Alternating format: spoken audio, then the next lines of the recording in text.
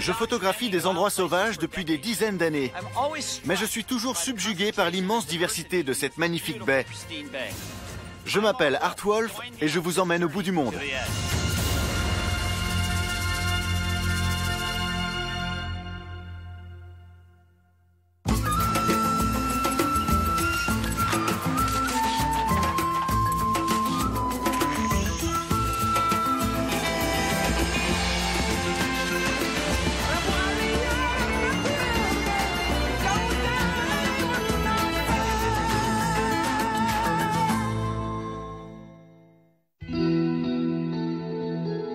Je suis déjà venu plusieurs fois à la baie des Glaciers, et chaque fois je découvre des choses.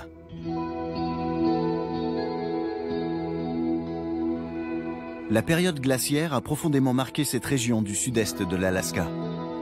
Toutes les grandes îles sont orientées nord-sud, les chenaux également. Il y a seulement 200 ans, les baies des Glaciers étaient recouvertes d'une couche de 1200 mètres de glace. Aujourd'hui, il ne reste que quelques glaciers. Je suis accompagné de Greg Green, un biologiste qui connaît très bien les écosystèmes marins du sud-est de l'Alaska.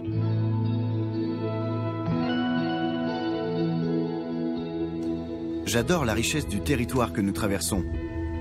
Il y a non seulement ces impressionnantes montagnes glaciaires, une forêt totalement intacte, mais aussi tous ces animaux dont regorgent les eaux de la baie.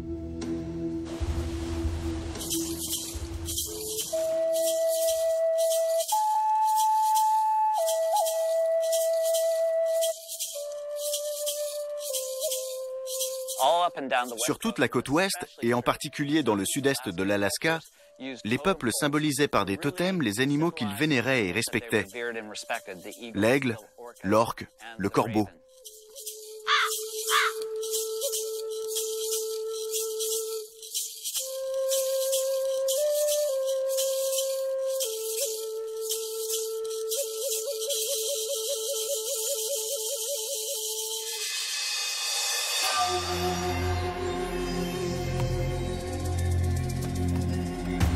Là-bas, il y a 2 baleines. Elles sont encore à la surface et dans 1 ou 2 secondes, on va avoir une jolie photo parce qu'elles vont souffler leur jet. D'une seconde à l'autre, elles vont le faire. Et quand elles le feront, je prendrai la photo. 1, 2, voilà. Magnifique. Et on va avoir un 2e jet. Voilà.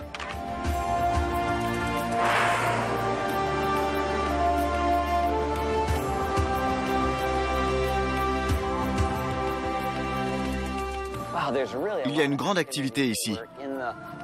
On est entouré d'un énorme groupe de baleines à bosse. C'est vraiment très beau en ce moment.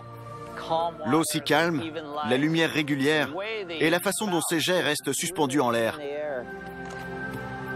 On dirait presque une aquarelle.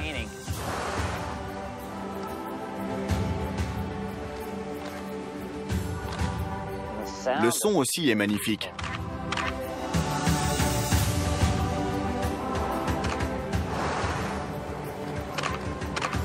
Superbe. C'est spectaculaire. On a une eau vert bouteille. Le jet se distingue sur le fond plus sombre. Et la grâce avec laquelle ces énormes animaux pénètrent dans l'eau.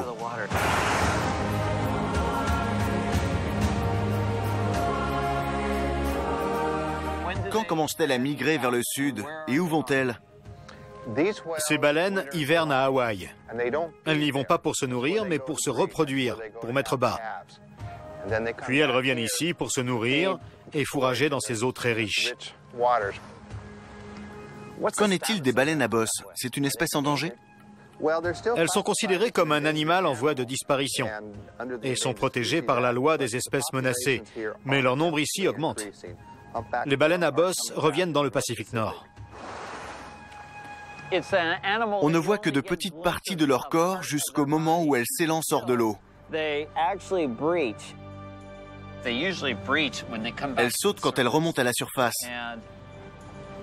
Et en général, elles acquièrent un certain rythme et peuvent sauter 3 ou 4 fois. Mais la première fois qu'elles remontent, après avoir plongé très bas, elles le font avec une telle force qu'elles peuvent s'élancer vraiment très haut.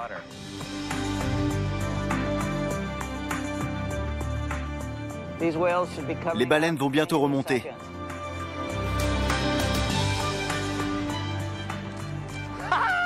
Je les ai eus. C'est incroyable. C'était magnifique. C'est une séquence de 2 ou 3 clichés. Et ça continue.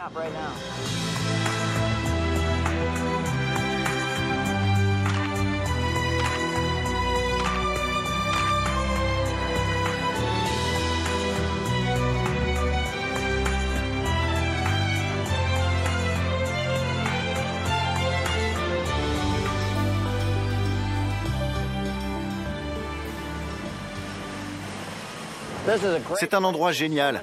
Il y a beaucoup d'activités en ce moment. L'eau est très agitée et regorge de poissons, de harengs, de krill. Du coup, les cormorans, les goélands, les aigles et les otaries se disputent la même nourriture.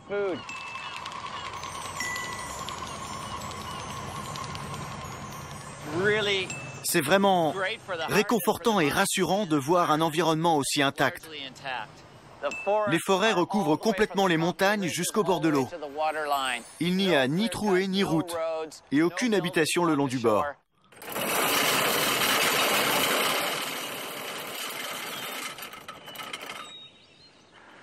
C'est une très belle forêt de sapins de Sitka et de sapins du Canada. D'après toi, quel âge ont ces arbres? On connaît bien leur âge. Cette forêt est née il y a 200 ans quand le capitaine Vancouver est venu ici et que le glacier a commencé à reculer. Waouh, c'est incroyable. Cette forêt s'est constituée en 200 ans. Quel est l'effet du réchauffement de la planète ici? Ce qu'on remarque, entre autres, c'est le déclin du cèdre jaune d'Alaska. On pense que c'est dû à la baisse des chutes de neige. Et qu'est-ce qui prend la place du cèdre jaune? Pour le moment, rien. On attend de voir quels effets les changements de température auront sur le sud-est de l'Alaska. Rien n'est immuable. Eh non.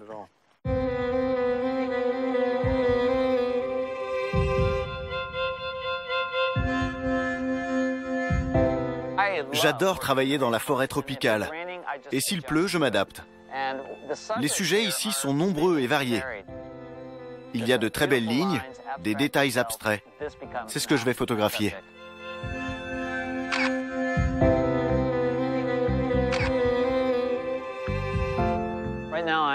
Là, je m'intéresse à quelques gouttes de pluie qui forment des cercles concentriques. Ce sont de très jolis motifs et une belle étude de clair-obscur.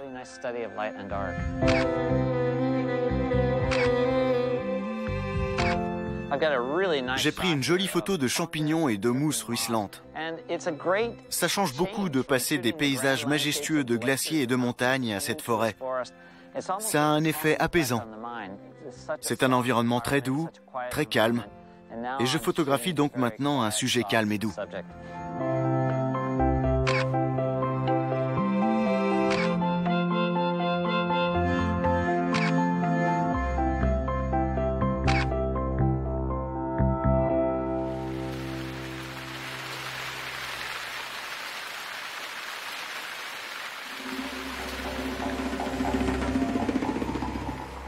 Nous voici dans la baie de Dundas. Elle fait partie du parc national. C'est un endroit très apprécié des ours noirs quand ils sortent de leur hibernation au printemps. Ils mangent cette herbe succulente.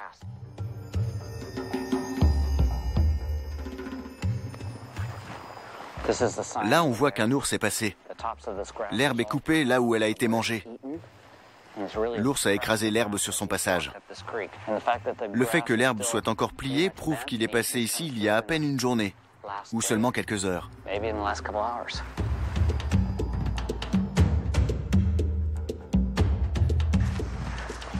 Voici une empreinte d'ours toute fraîche. Si on trace une ligne à partir de cet orteil et que l'orteil à l'autre extrémité est sous la ligne, c'est un ours noir. S'il est au-dessus, c'est un grizzly. Vu cette empreinte, si c'était celle d'un grizzly, il serait tout jeune. Mais ça, c'est un ours noir de taille moyenne.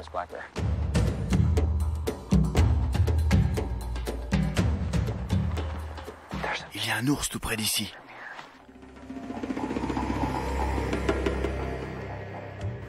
Il nous a regardés. Et il va entrer dans ce bosquet d'aulnes. Et je pense qu'il va ressortir par là-bas. Donc si j'arrive à deviner dans quelle direction il va, je pourrais prendre une belle photo. Allons-y. Il est dans ce bosquet. Ah, le voilà. Ne bouge plus. Ils n'ont pas une très bonne vue. Mais ils nous voient et ils se demandent ce qu'on est. Ces ours partagent leur habitat ici avec l'ours brun et le grizzly. Donc ils se méfient encore plus des formes qui bougent autour d'eux. Allons-y. Je pense qu'il va se montrer une dernière fois. Là où la rivière sort de la forêt. Ça fera une belle photo.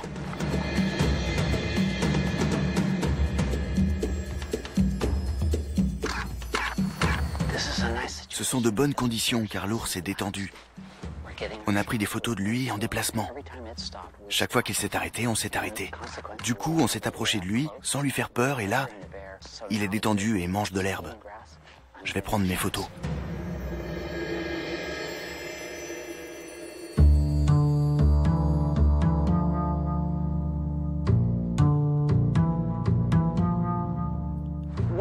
Un des animaux les plus emblématiques du sud-est de l'Alaska est l'orque. C'est un mammifère imprévisible et très difficile à voir. Ce qu'il faut avec les orques, c'est deviner dans quelle direction elles vont et aller se poster loin devant elles. Soit elles viennent vers vous, soit elles passent au large du bateau. Mais souvent, elles viennent tout près si elles sentent que vous ne les poursuivez pas.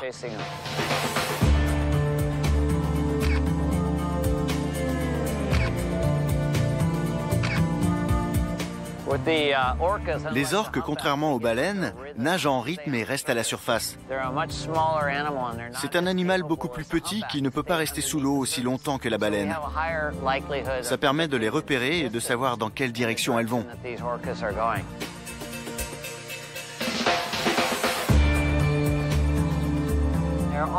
Elles ne sont au-dessus de l'eau qu'une fraction de seconde. Et je ne dois surtout pas rater ça.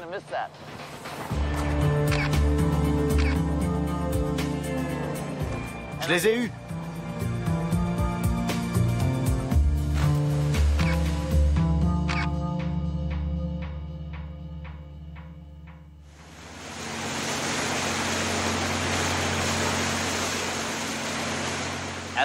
Alors qu'on pénètre dans la baie des glaciers, il est intéressant de voir comment les glaciers ont découpé et modelé le paysage. Les fjords, tout comme de nombreuses îles, sont des colonnes de pierre très dures qui s'élèvent du fond de l'océan.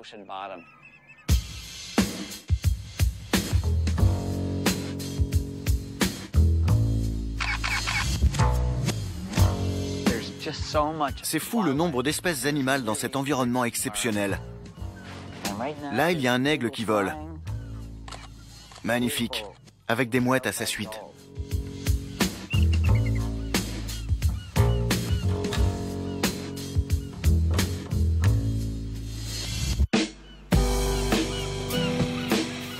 Ça fourmille d'animaux. Il y a une compagnie de mouettes tridactyles qui volent devant la falaise. J'ai vu un faucon pèlerin et on a une chèvre de montagne avec de tout petits chevreaux et un jeune adulte. Tout ça sur la même falaise, sous nos yeux.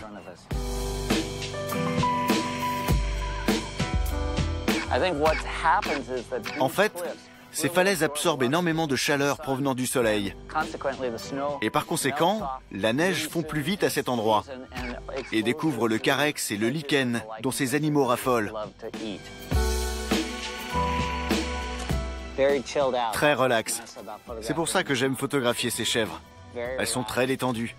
C'est un très bel animal. Elles nous regardent là.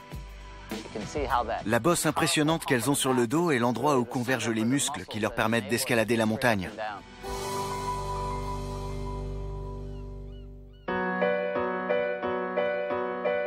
Ça fera de belles photos. La mère et ses deux oursons. Les petits sont craquants.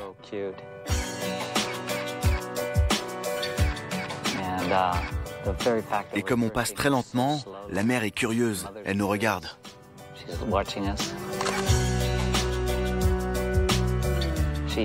Elle mange des anatifs à même les rochers. Les ours sont vraiment omnivores. Ils mangent des coquillages, de l'herbe, des saumons, des baies.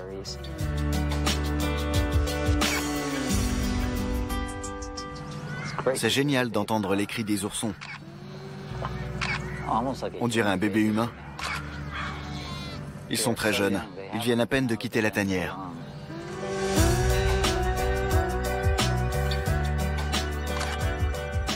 C'est une mer magnifique. Ah, c'est très beau. Les petits ont le museau sur la truffe de leur mère. On ne peut pas rêver mieux comme photo.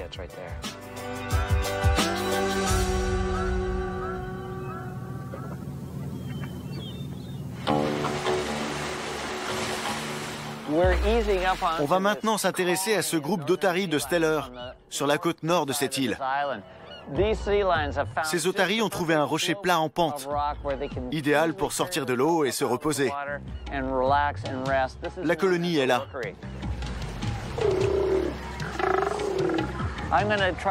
Je vais prendre une photo générale de la colonie et ensuite je balayerai lentement le groupe pour surprendre une action entre deux otaries, un mâle et une femelle ou même deux mâles qui se battent pour une femelle.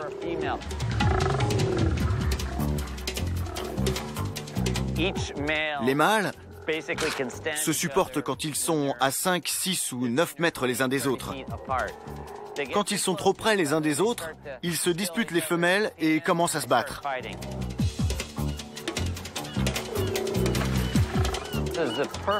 C'est la lumière parfaite pour photographier ces animaux. Si c'était plus lumineux ou couvert, leur corps massif créerait des ombres sur les autres otaries. Mais avec cette lumière, on se rend parfaitement compte de ce qu'est une colonie d'otaries de Steller.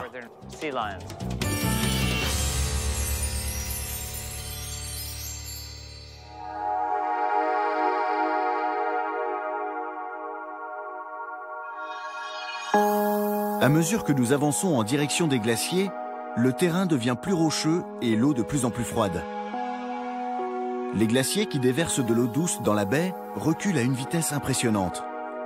C'est un processus naturel, mais il s'est accéléré à cause du réchauffement de la planète.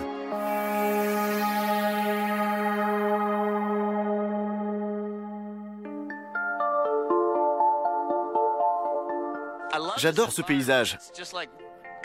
J'ai l'impression de naviguer dans une immense aquarelle. C'est difficile de s'imaginer que tout ce fjord a été formé par d'énormes glaciers, bien plus grands que ces petits morceaux de glace, ces petits icebergs. Il y a 200 ans, quelle était l'épaisseur de la glace là où nous nous trouvons? Probablement entre 1200 et 1800 mètres. Vous imaginez? En 200 ans, 1200 mètres de glace ont fondu. C'est fou.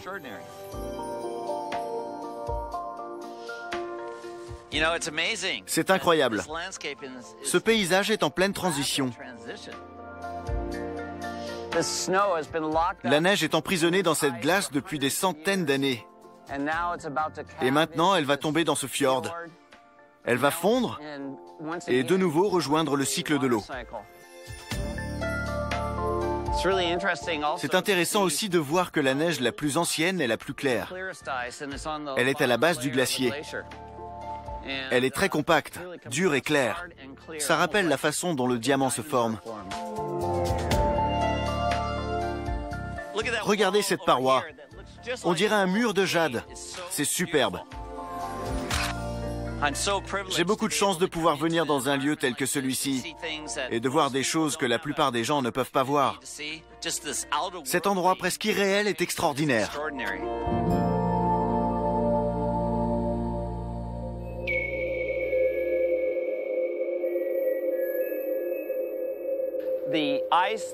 La glace emprisonnée dans ce glacier a dû tomber sous forme de neige il y a des centaines d'années. Et maintenant, dans cette fin de cycle, elle se détache et fond. Et ça impressionne quand on pense à la taille de l'homme par rapport à ce mur de glace, qui doit faire 100 ou 120 mètres de haut.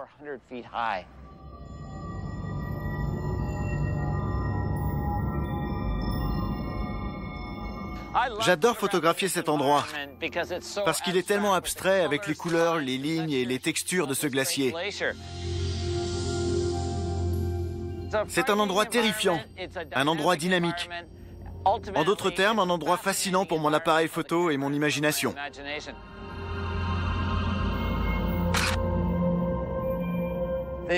Les bleus profonds de la lumière filtrée à travers la glace rendent très bien sur la pellicule.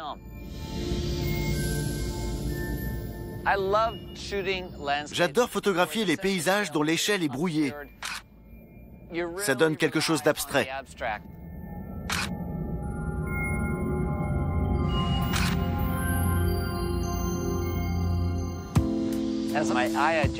Alors que mon œil s'habitue à ce paysage dynamique, je trouve de plus en plus de sujets à photographier.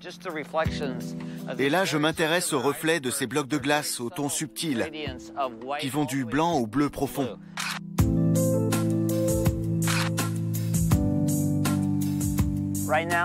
Là, je vais faire en sorte que ce petit bloc de glace domine dans le plan. Et les reflets des icebergs dans l'eau feront une jolie toile de fond. Donc, premier plan, arrière-plan. Un paysage très surréaliste. Ça rend très bien.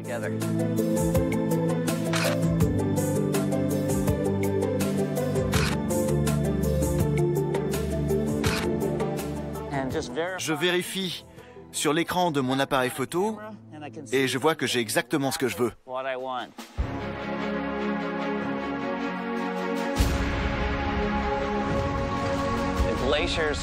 Les glaciers sont encore actifs aujourd'hui et c'est une des choses les plus formidables que j'ai vues sur Terre. Voir un iceberg se détacher et tomber dans la mer bleue, c'est vraiment très beau.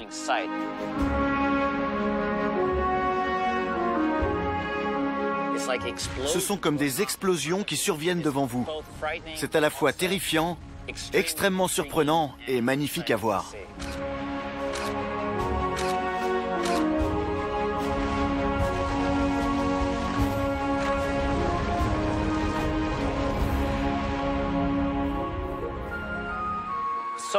Une grande partie de ce territoire est protégée depuis des années par une très bonne législation. La baie des glaciers et toutes les régions limitrophes sont protégées pour l'éternité. Mais ce qu'on ne sait pas, c'est l'impact qu'aura le réchauffement de la planète sur cet écosystème très fragile. Face à la hausse des températures, comment vont réagir les populations d'oiseaux et les animaux marins qui vivent et abondent dans ces eaux? C'est quelque chose qu'on ne sait pas. Seul l'avenir nous le dira.